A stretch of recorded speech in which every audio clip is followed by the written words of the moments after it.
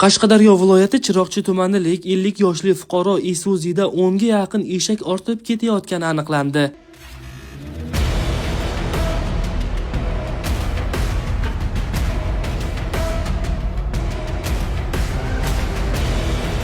Holat Jizzax viloyati G'allarol tumani hududida sodir bo'lgan. Gap shundaki, harakatlanib ketayotgan Isuzu'ni inspektor tomonidan to'xtatilganda haydovchi yukxonada qo'y bor deb xodimni aldaydi. Haydovchi qonun talabga amal qilmasdan harakatlanib ketdi. Men to'xtash chorasini ko'rib, haydovchining hujjatlarini olib planshet orqali tekshirganimda transport vositasi qidiruvda ekanligi aniqlandi. Haydovchidan nima yuk borligi so'raganimda, transport vositasi yukxonasida qo'y borligini ma'lum etdi.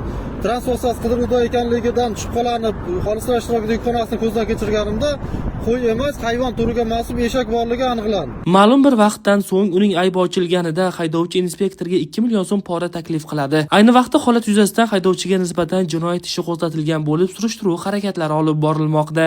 Xo'sh, 10 ga yaqin eshaklar qayerga va nima maqsadda olib ketilayotgan edi? Kommentariyada fikringizni qoldiring.